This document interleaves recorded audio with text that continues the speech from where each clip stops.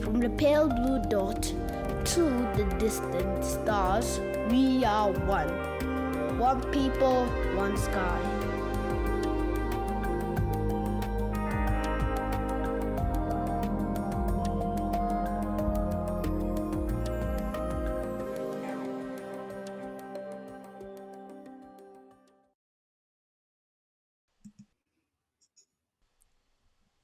Hi, everyone. This is Andrew Fizakis for Astronomers Without Borders. Welcome to our show tonight. This is so exciting. I'm so glad that you guys are all with us tonight. Of course, we're talking about the best shooting star show of the entire year. That's happening tonight. Into the overnight period, into Monday morning, we're expecting a flurry of meteors coming thanks to the Geminid Meteor Shower. And I'm so happy you could join us today. We've got some special guests lined up, and we're going to be hopefully seeing some live feeds from the Canary Islands off the coast of Africa, one of the most beautiful, pristine sites in the world, offering us some views, some live views, hopefully, and maybe we can make some wishes all together. This is a very special broadcast for Astronomers Without Borders because we're kind of winding down a multi-month campaign called Under the Same Stars. And this is a campaign that has been supported thanks to the International Astronomical Union, the Office of Astronomy for Development. This is a COVID-19 related project. We're very excited about that. We've been able to basically bring awareness of the night sky to people everywhere, and the whole idea of how the night sky can really bring peace to us, help with mental distress. I mean, we've all been affected by this pandemic that is, ravaging the world. I mean, it's everywhere, affecting all our lives to many different extent. Some people are under lockdown, social distancing, not being able to spend time with friends and family, and especially under now, we're heading into a holiday season where this is something that is obviously very, very precious to us, and it is affecting us. And so here at Astronomers Without Borders, we're all about transcending borders, be they cultural, gender, political. We're about crossing all those borders. And the night sky is really one of those things that, I mean, by nature, it is something that is a shared heritage with every one of us. And really, it's something that you can look up from your backyard. You don't have to be in a pristine countryside to see the night sky, to see stars. You'll see fireballs tonight, and probably some beautiful flurry of meteors wherever you are, as long as you've got clear or partly clear skies. And of course, if you're clouded out, there is you can still see interesting things. Here is the live feed that we're bringing in to you, something that hopefully we'll be able to see on these cameras live from the Canary Islands, some amazing shots of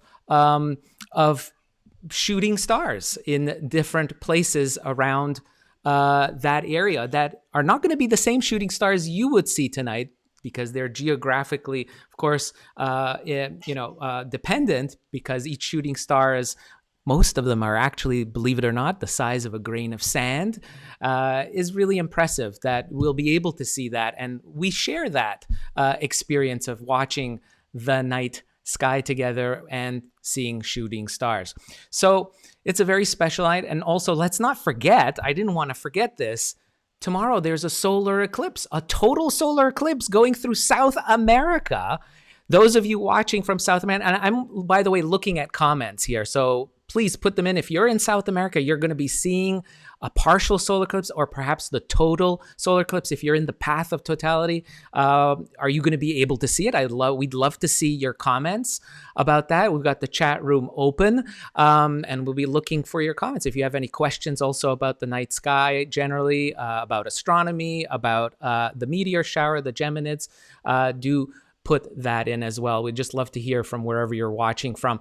And so the solar eclipse, December 14th, don't forget, that's going to be tomorrow. And if you're in the path of totality, make sure you wear eye protection. Very important. Do not look at the sun with unprotected eyes. It's very important. And for AWB, Astronomers Without Borders, very excited. We've sent over 46,000 glasses, eclipse glasses, to folks across Argentina and Chile. We're really excited about this, that people have been just so stoked about getting these glasses and using them. We've got a press release and we've got a blog on our website, so you can take a look at that. We'll have those links in the comment section below for the blog and the press release, and you can look at it yourself and read all about the things. We're even reaching very remote,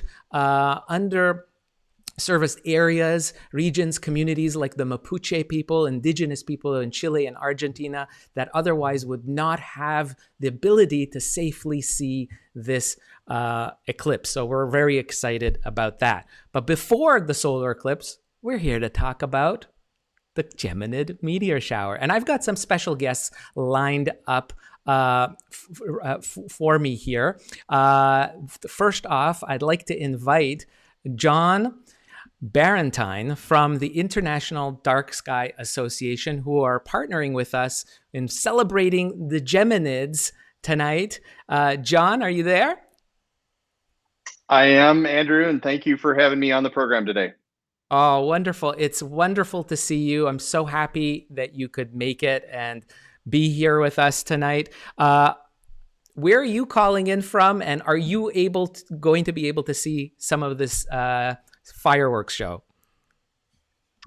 I'm calling to you today from Tucson, Arizona, which is my home and the headquarters of my organization. And our skies are beautifully clear, as they are quite often in the month of December. And I look forward to going out and seeing some Geminids later tonight. Oh, that is awesome. Awesome. John, maybe you can tell us a little bit about IDA. Here at Astronomers Without Borders, we feel that we have such a synergistic kind of thing going on between our organizations. But tell the folks what you guys are about.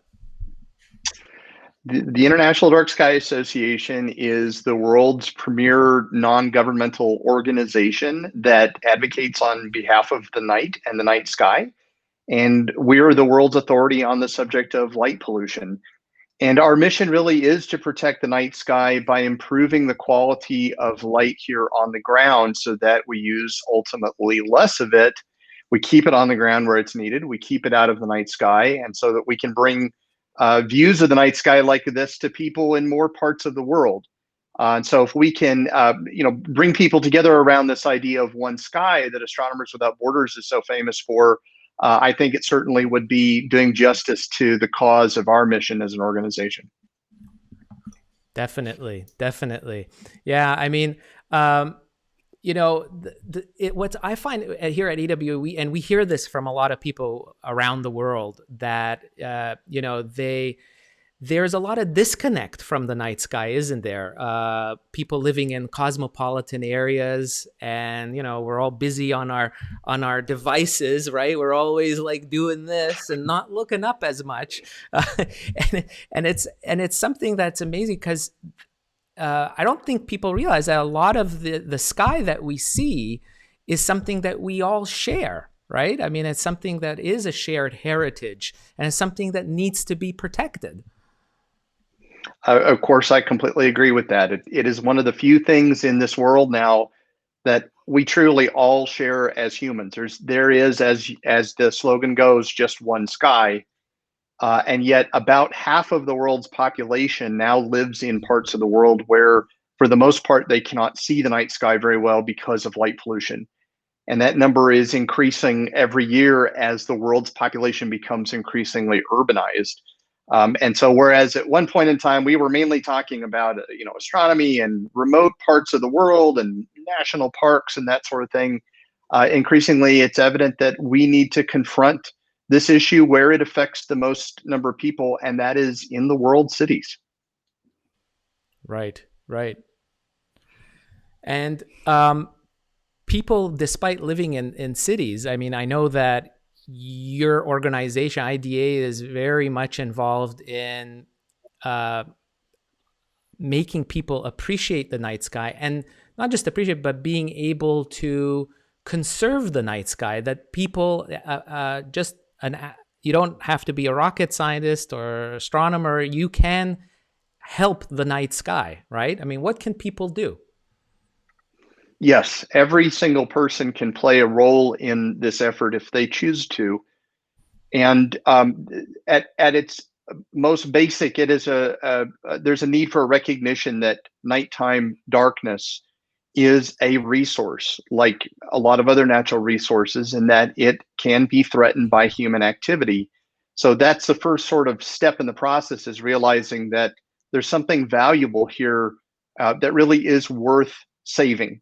And the good news is that even though light pollution is growing in most countries of the world now at a pretty alarming pace, that the solution to the problem is sort of unique in that in many other cases, when we talk about environmental pollution, when we stop whatever is doing the pollution, we have to wait a long time for it to work its way out of the environment. We have to wait for the air to clear or the water to become pure again.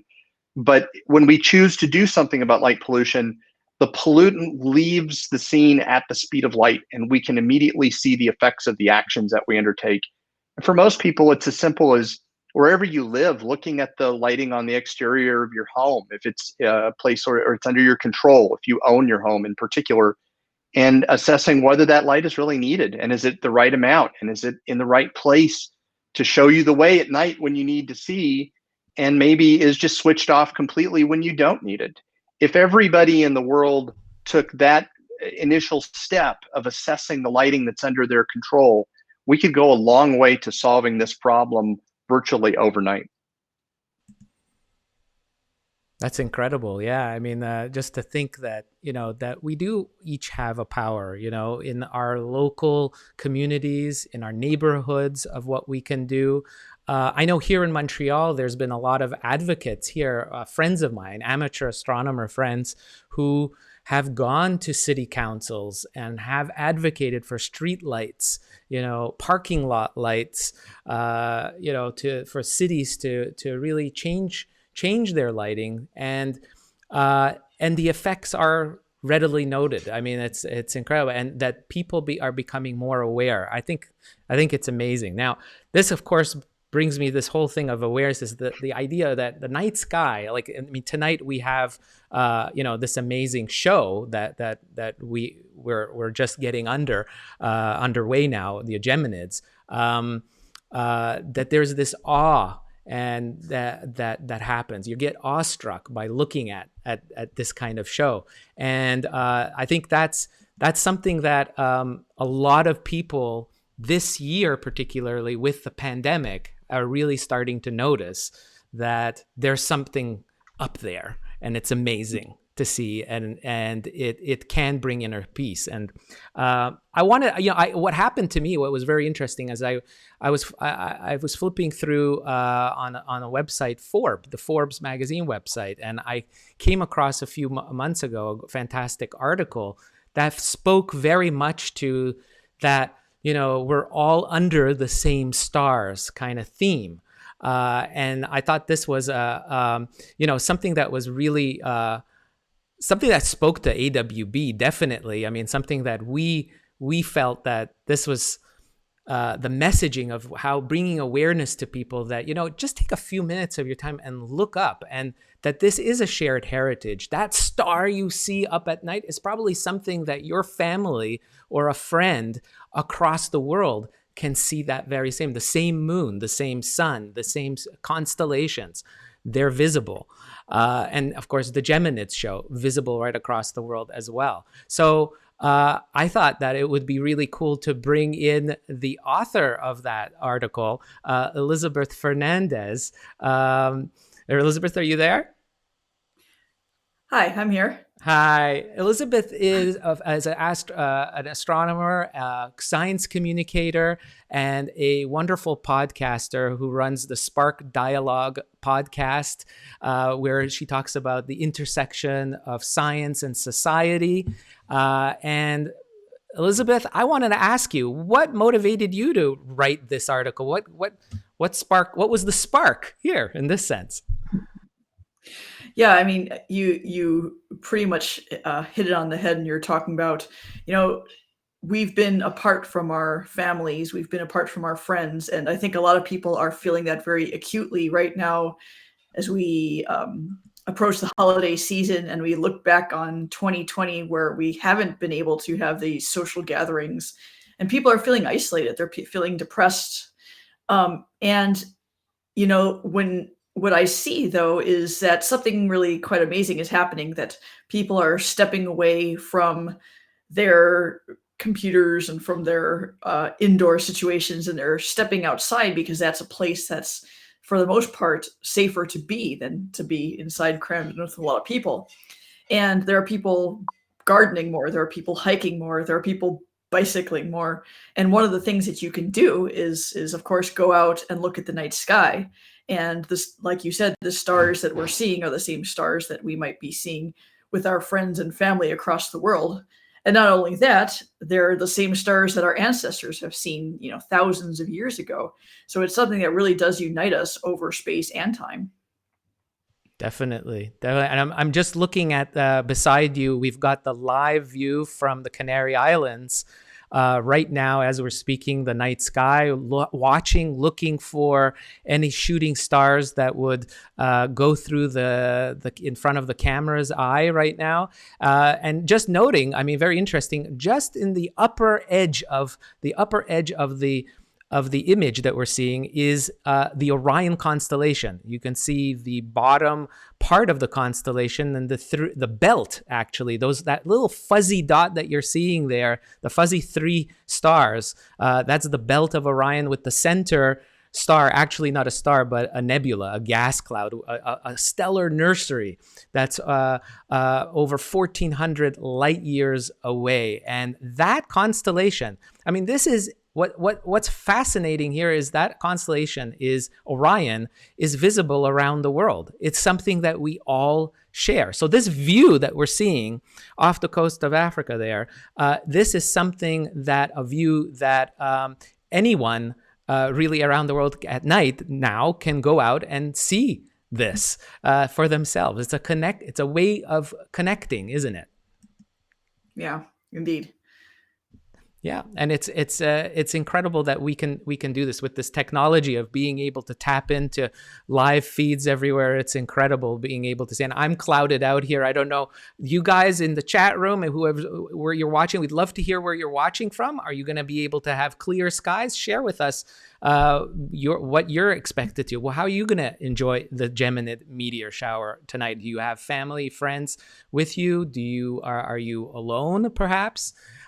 This would be very interesting. We'd love to hear from you. So, listen, guys, I'm interested in knowing, I mean, have you seen or heard a big difference with the pandemic going on in the way people are thinking about astronomy and I guess our place in the universe? John? I've certainly seen a change this year in a lot of the people that I talk to in my line of work, which sort of overlaps both astronomy and a number of other subjects that somehow play into the mission of our organization. And people are being drawn into this in part for some of the same reasons that Elizabeth gave. I think that at the end of the day, we're finding ourselves asking questions about what's really important to us in our lives, facing an unprecedented challenge of this nature.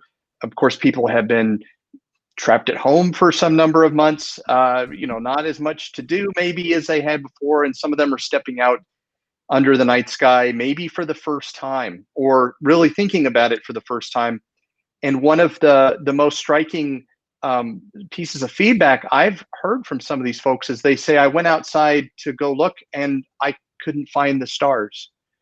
And what they were describing was what we call sky glow, which is all that light on the ground that's being generated by our outdoor lights that is scattered in the night sky and comes back down to us, and it makes it hard to see the stars. So there's a moment of awareness that is unlike anything that we've seen in our over 30-year history as an organization. And I'm hopeful that that will persist even after the world returns to something more resembling normal, and that we might see in the rest of this decade a real renaissance of interest in astronomy around the world. Very interesting. Yeah, I mean, definitely. I know I've noticed a lot of buzz online. That's something that you can see. There's a lot of discussion. I've never, being an amateur astronomer myself, I've never seen such an interest in sky events, generally like the Geminids now. We're seeing a huge uptick in the people who are normally not involved in astronomy, showing a peaked interest. We've seen also here at Astronomers Without Borders an interest with our telescope too. We have the One Sky telescope, and the sales have been incredible of it, where people are going, well, I want, they're telling us I want a scope to start exploring the sky with my children. There a lot of them are homeschooled as well. They're looking for enrichment activities. That's really, interesting to see. Wow. I think there was just one shooting star gone through the camera. I think so. We're getting some interesting action there. Oh, there's another one just went by. There we go. So we're getting some interesting action, definitely. Elizabeth, what about you? What have you noticed this past year with interest in astronomy? Yeah, well, like especially with kids going to school, if you can't go to school, you don't have access to a lot of the equipment your school might have. But one thing that everyone has access to, as long as you have a dark sky, is just going out and seeing the sky. And especially with something like a meteor shower, you don't need binoculars, you don't need a telescope. All you just need is a dark place. And so it's really something that, you can access without without needing a lot of equipment, without needing a lot of money. I think the hardest part for people is if they are located in a big metropolitan area where, like John said, there's a lot of sky glow. And then, then a lot of times it is hard to see what's out there. I think very few people have seen the Milky Way, especially in places that are a lot of urbanized areas. And when you don't know what's there, when you haven't seen it, you don't really know what you're missing too. So for all those people who are watching or listening, if you haven't seen the Milky Way, or if you haven't seen a meteor shower, I would encourage you to try to figure out a way to get to a dark place and see what's out there and what you can be experiencing. Yeah, it's very. As you're talking, more meteors were just flying by, and it's true. The Milky Way. It's funny you talk, and this is something I've experienced going out with young children,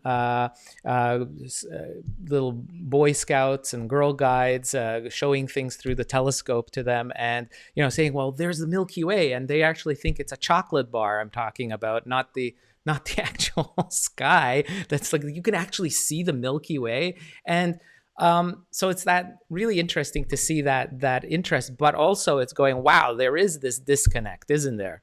And do you guys think that this has some, what role do you think technology has rolled? I mean, here we are, we're talking about, the night sky technology. I've said, maybe that we're looking down and texting on our phones and all of that, and we're on our devices, but yet here we are, and we're looking at a beautiful view of the night sky from the Canary Islands, thanks to technology. So what do you think, Elizabeth? What do you have to say about that, this dual-edged kind of thing?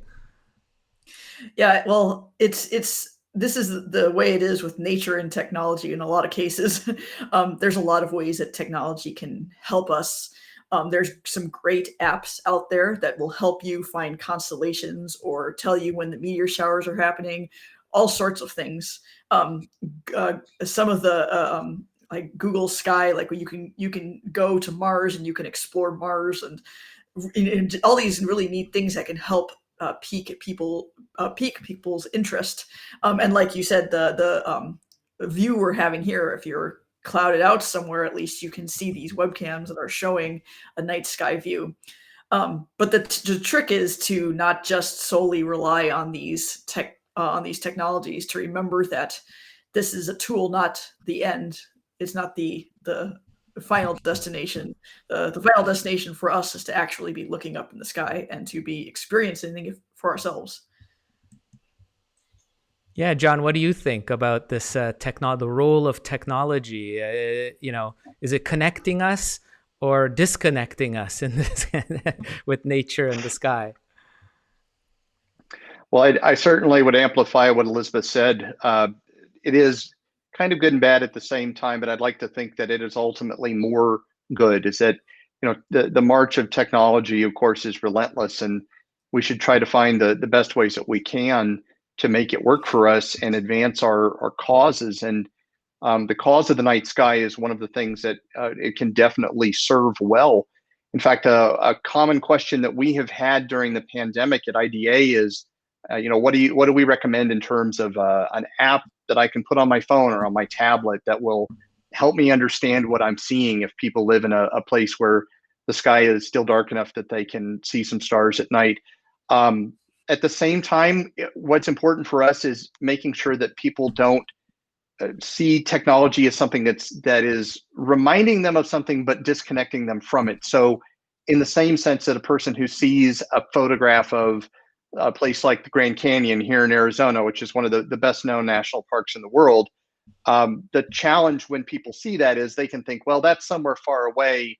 I don't have to worry about whether that place is being protected and conserved for future generations. And it's leading to a bit of detachment from aspects of nature.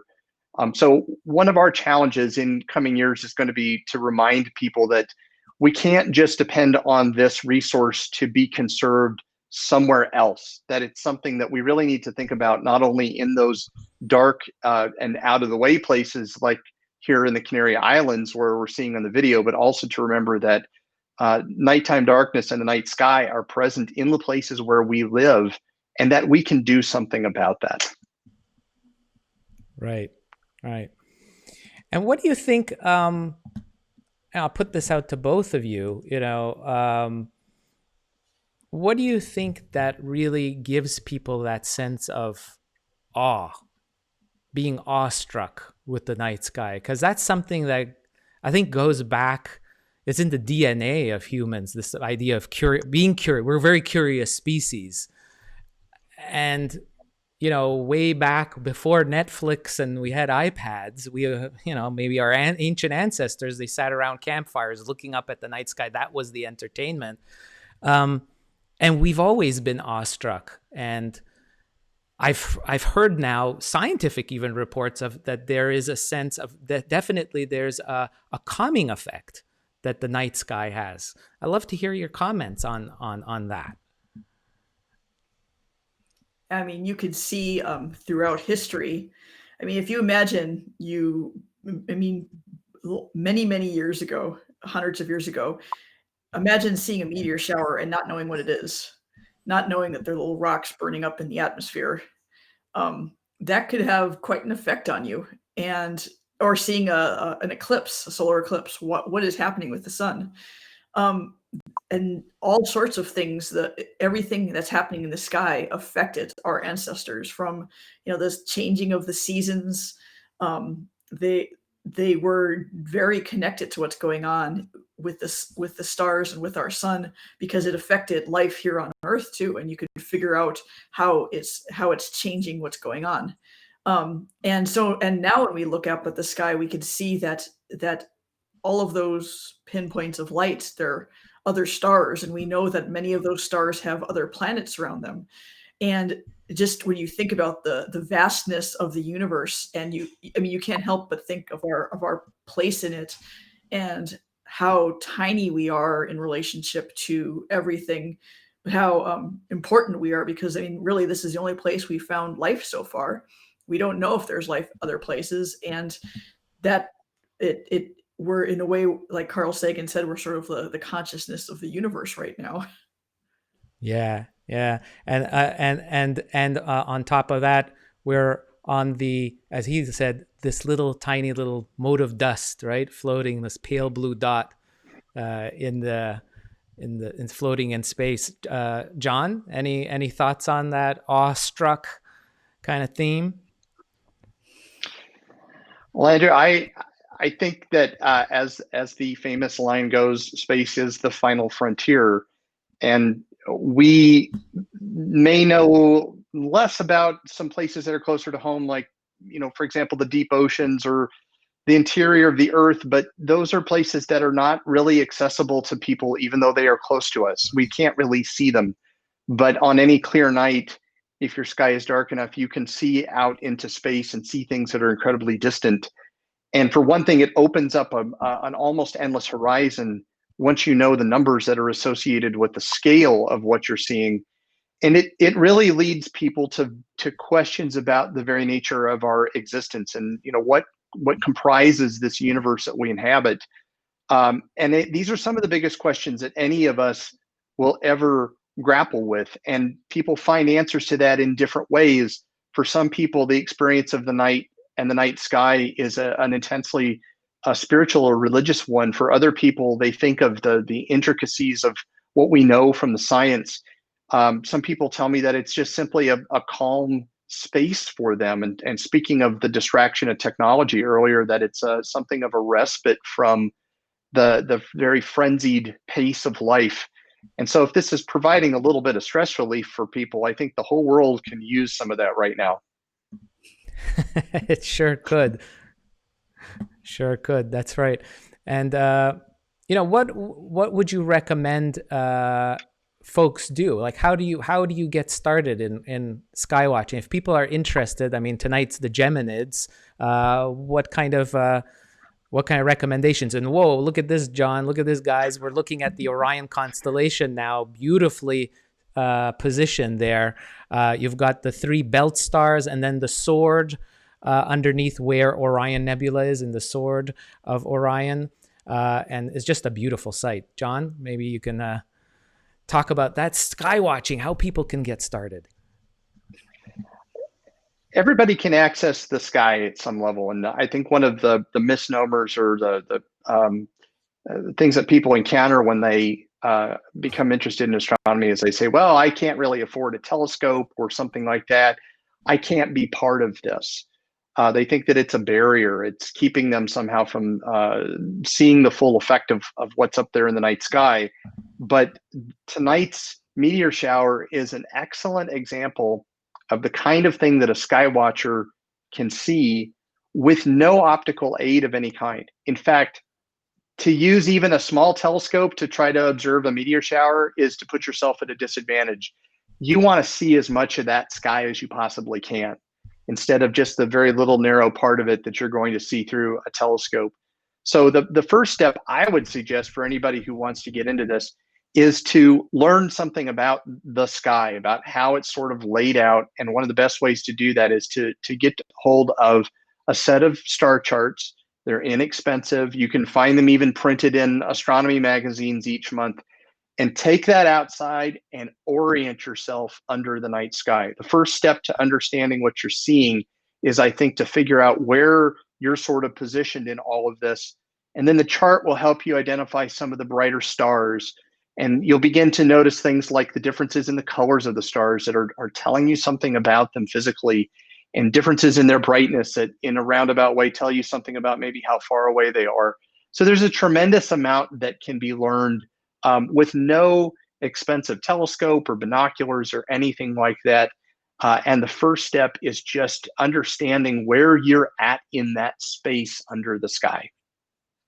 Yeah, incredible. And we've got, underneath on the ticker running, if you've got any photos that you're taking, any observations, share it with us. Make sure you use the hashtag that IDA and AWB are using is Geminids 2020. So hashtag Geminids 2020.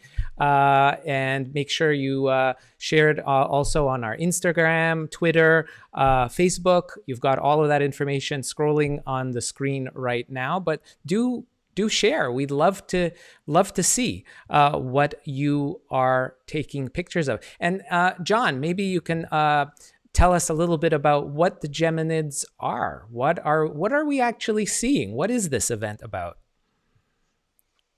So when you look up at sky, hopefully tonight where you're at, it's clear, at least for a little while, and you'll get to see this. As you described earlier, Andrew, what you're seeing is very little tiny grains of dust, usually no bigger than about the size of a grain of sand to start out with, that were long ago shed from an object called 3200 Phaeton. And this object is an asteroid, but it has some characteristics of a comet. It's got an orbit that looks a lot more like a comet than an asteroid.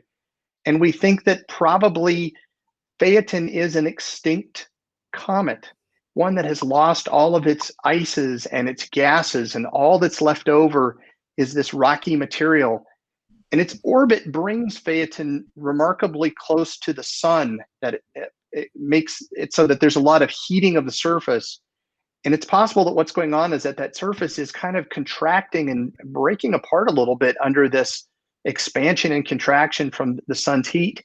And as it does, it releases these little fine dust particles, and it leaves them all behind it in its orbit around the sun. And it just so happens that orbit is configured in such a way that the Earth's orbit intersects it at one point in the year, in December. And when we do, we fly into this cloud of these little particles. And this wouldn't be remarkable except for the fact that the relative speed between us and the particles in the comet's orbit is many tens of thousands of kilometers an hour. And so when those little dust grains hit the top of the Earth's atmosphere at that speed, they're subject to tremendous friction with the atmosphere. And the deeper they go into the atmosphere, it just gets denser and denser. The friction becomes more and more, the temperature rises, and that little grain of dust begins to evaporate. And as it does, it gives off light, it gives off color, which tells us maybe something about what the little grain of dust is made of.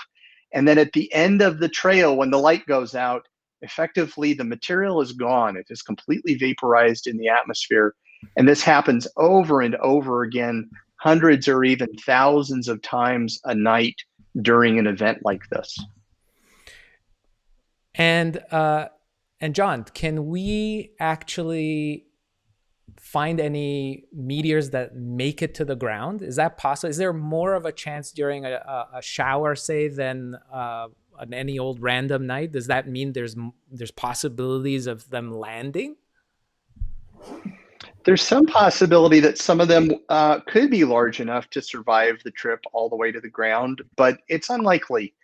And I say that because the little dust grains can very easily leave the surface of the object that sheds them, which is usually a comet, or in this case is a very comet-like asteroid. The larger objects tend to stay a little bit more firmly rooted to the surface of that object. And we don't think that they are usually participating in meteor showers. But the Geminids, like other meteor showers, are known for some very bright meteors that are called fireballs. And those are probably a bit bigger objects, perhaps the size of a centimeter or two in diameter.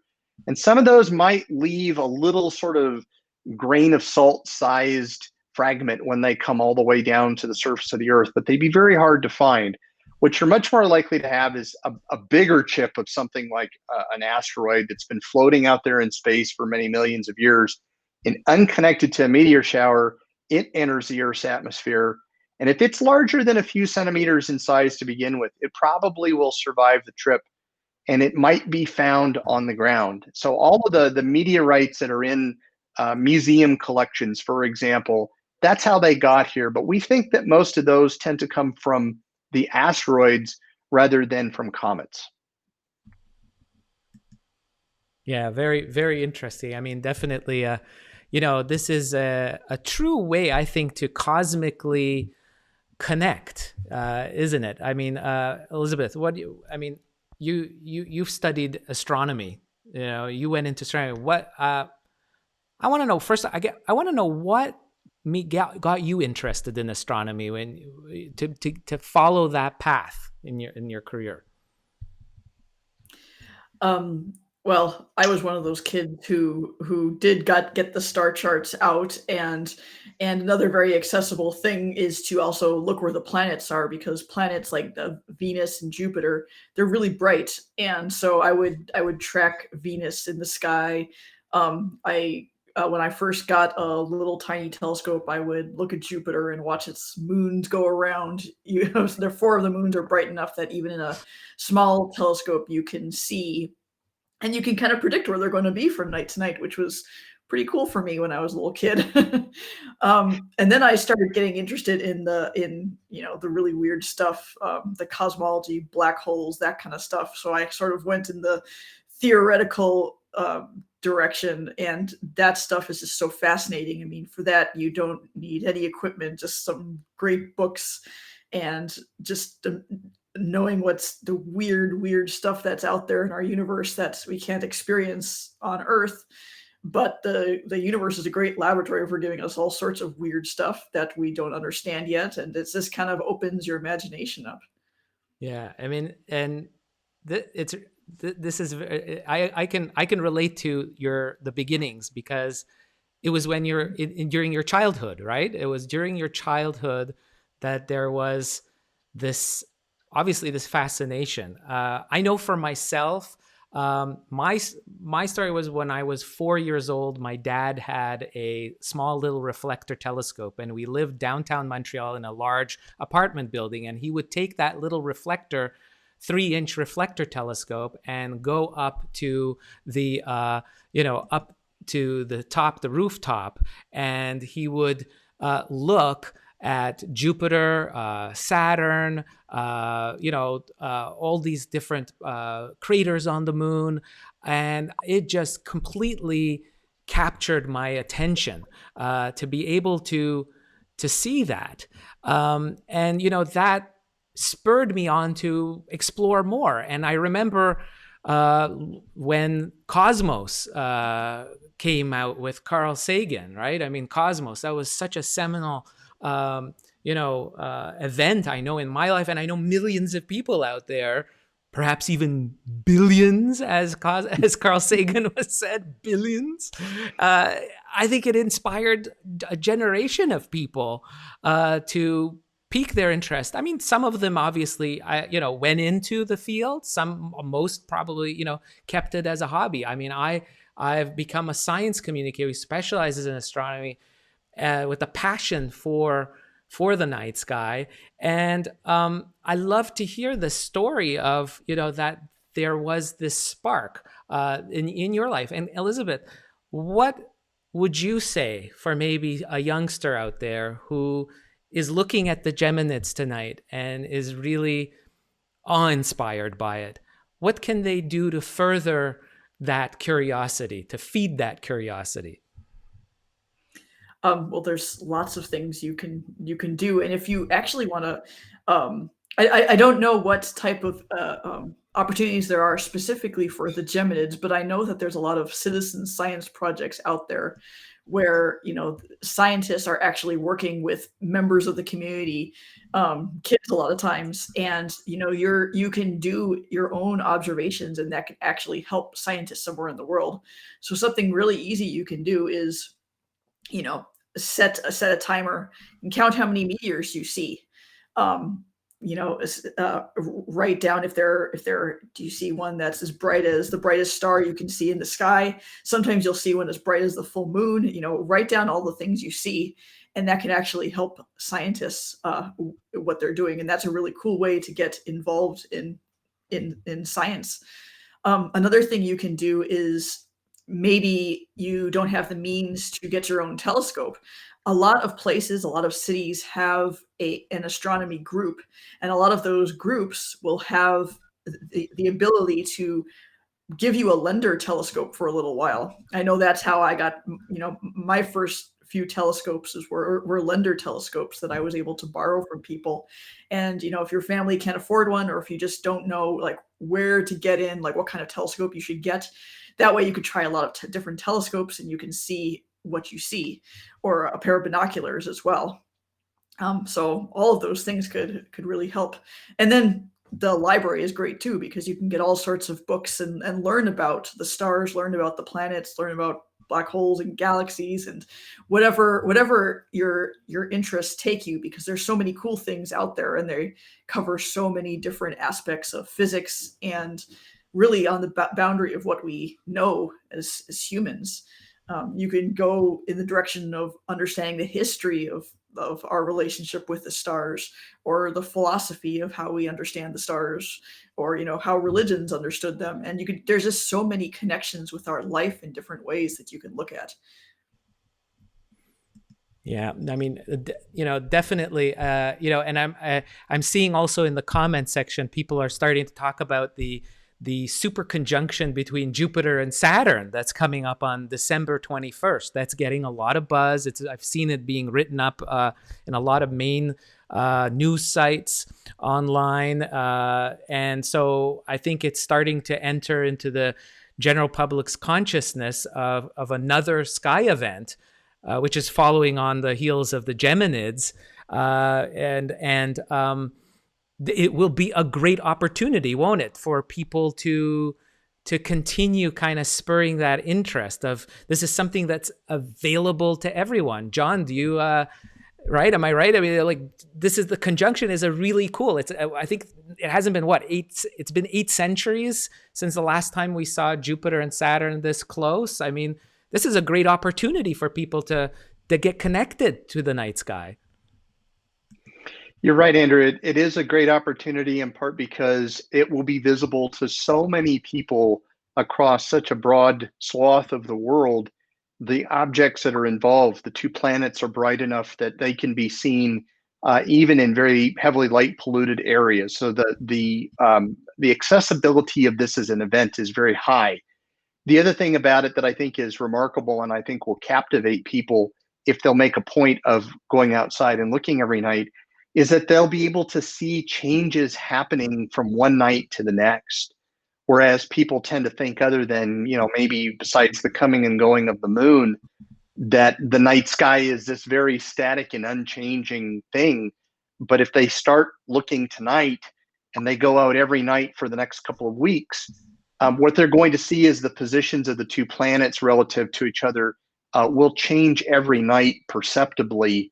And in about a week, when the two planets are at their closest in our night sky, many people will have difficulty being able to tell that they are two objects. They'll be so close together that unless you have something like a small telescope, being able to discern them as separate will be really challenging. And then they'll watch them over the next few nights after that steadily move apart again. And so there's a little lesson in that about how the solar system is built and how the orbits of the planets are constructed relative to one another, and how every now and then things will line up in just these very perfect ways that allow us to see these very close approaches. I hope this excites a lot of people because for many of them, we won't get to see something quite like this again for several decades. And so for some, it really will be a once in a lifetime opportunity. Yeah, I mean, most definitely. I mean, this is something here at AWB we're excited. We actually have a campaign we call Beauty Without Borders, an encounter of giants. Because, of course, this is the two largest planets in the solar system, the gas giants Jupiter and Saturn, appearing to come close. Of course, let's keep in mind they are not physically getting close together as they appear in the sky, right? It's an appearance because of just our vantage point here on Earth and how the two planets are lined. But it's an amazing thing, and we're really excited because our national coordinator in Japan has been able to coordinate a wonderful a global observing program where we are going to be looking at this conjunction, asking people to see, on December 21st, can they actually see two separate worlds with the naked eye? Do they look like one single star to the naked eye? Are they going to be able to take photographs? We are going to be able to share that. So we invite people to visit our website. We're going to have a link down below in the comment section for that campaign, and you guys can look at what we have there and try to commit. If you got clear skies, you can start watching the conjunction now. Over the course of the next few days as we approach the 21st, keep watching those two planets getting closer together. It's a really neat thing. And we've got all that information right now in the comment section below. And boy, look at this, guys. Wow, we're seeing these, the skies are absolutely pristine above the Canary Islands, where this broadcast is being brought to you by SkyLive.tv, our partners there. We want to thank them very much for these wonderful views, live views you're actually looking at from the Canary Islands, from the mountaintops where they have these beautiful observatory scientific facilities, and they have these beautiful pristine skies, and scientists there are helping to bring these views to us. Guys, I want to thank you so much for being on our show, this Geminids for All. I think it's an amazing time that we can come together, look at this. Even though I've got cloudy skies, I can't go out, but at least I've made a few wishes here on this broadcast, seeing those lights. And I want to thank both of you so much for sharing your knowledge, your perspectives on the night sky, on astronomy. And I want to thank you very much for all the things that you do. Elizabeth, you run a wonderful podcast. I encourage everyone to check it out. SparkDialog.com is where you'll find Elizabeth and all the good things that she does there, bringing perspectives of science and society. And John, IDA, man, this is, doing all that good work of protecting the night sky. And all of us can be warriors for the night sky and conserve that shared heritage that we have with it. So I want to thank you very much for both of you. For that, we'll have links to your organizations in the tickers below, and of course in the comments if you're watching this archived. And stay tuned. Tomorrow we'll have an impromptu, very quick little live probably here at AWB related to the solar eclipse and our distribution of over 46,000 glasses across the world. This is something that we are very excited about. And we're looking forward to more eclipses and distributing more glasses. And if you want to join us or you would like to support us, we have our website address down below as well. We'd look forward to seeing you. I hope you all stay safe wherever you are around this world. Stay safe and healthy. And of course, as I always do, I want to wish all of you clear skies. Bye-bye.